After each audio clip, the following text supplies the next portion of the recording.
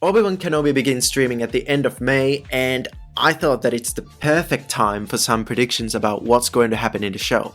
Let's go to prediction number 1.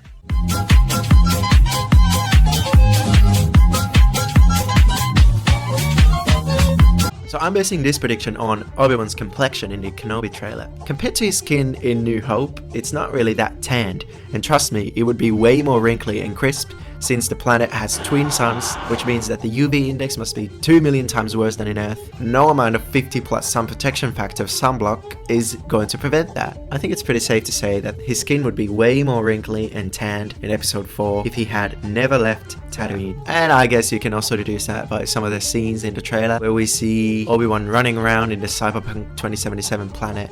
I really think this is good because haven't we seen enough of Tatooine already? I mean, we were on Tatooine in The Mandalorian, in the Book of Boba Fett, /Mandalorian, /Ahsoka, /Grogu, /Luke Skywalker, and almost all of the Star Wars movies. For me personally, I've seen enough of that desert planet, and just like Anakin, I don't like sand. It's coarse and rough and irritating, and it gets everywhere. Want to know my favorite thing in Star Wars Rebels? Well, my favorite part of that show is when the Inquisitors use their spinning blades to fly, and they don't even need any spaceships to fly, they just spin their blades and fly without having to pilot a ship. Well, I'm really hoping that they give us more of that in the show, because they could like surge Obi-Wan in the Cyberpunk 2077 planet like a helicopter, and they could even add more abilities to it, like jump into hyperspace with the spinning blades, because according to The Last Jedi, Force users can easily survive in space. I'll try spinning, that's a good trick!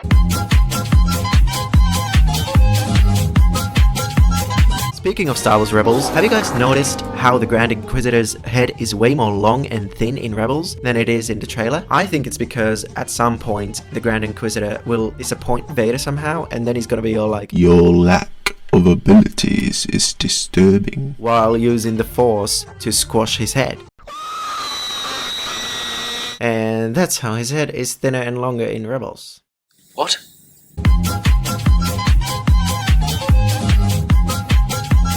So this isn't exactly a prediction for the show, but I reckon that after the Obi-Wan show, they're going to edit New Hope once again.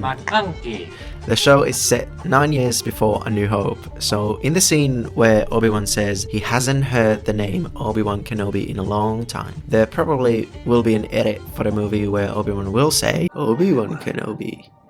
Now that's a name I haven't heard in a long time." 9 years to be exact.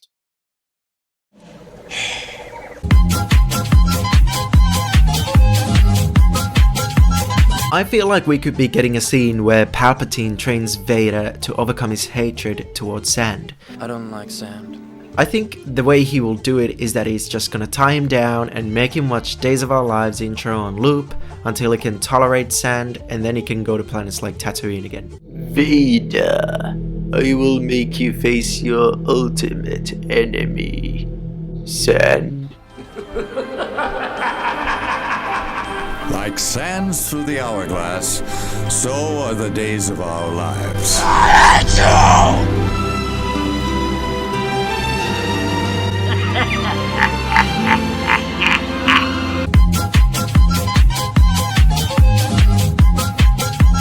In this image, we can see Obi-Wan with a small figure, which could be a small version of Qui-Gon's Force Ghost, or it could be Babu Frick. I know what everyone's gonna say, Force Ghosts aren't that small.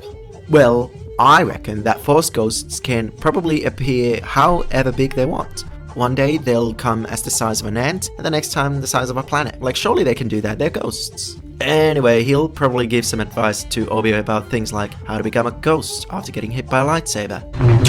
And also that using space camels is a dumb way to travel across the desert in a galaxy where speeders exist. Does not make you intelligent.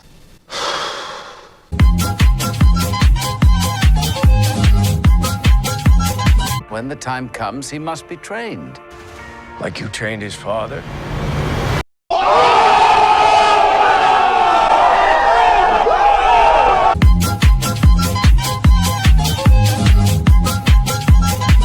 I I think Jar Jar will come to Tatooine, which will help Obi-Wan to look after Luke while he leaves the planet. It's only appropriate in Star Wars that Jar Jar is left to do the most important task while everyone in the galaxy disregards his incompetence with absolutely everything. Unless Obi-Wan has done one of those midichlorian blood tests to Jar Jar and his midichlorian count is over 9,000! Which would confirm that Jar Jar manipulates everyone, like when he gave the emergency powers to Chancellor and gave that evil Sith smile.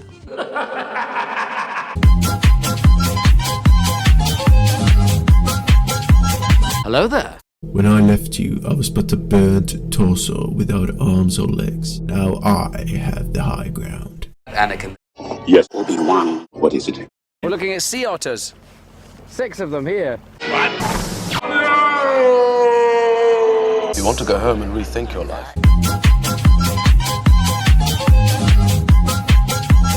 I know that the show is called Obi Wan Kenobi, but I reckon that this new Reva character is going to be the main character instead of Obi-Wan, because we have seen enough of Obi-Wan already.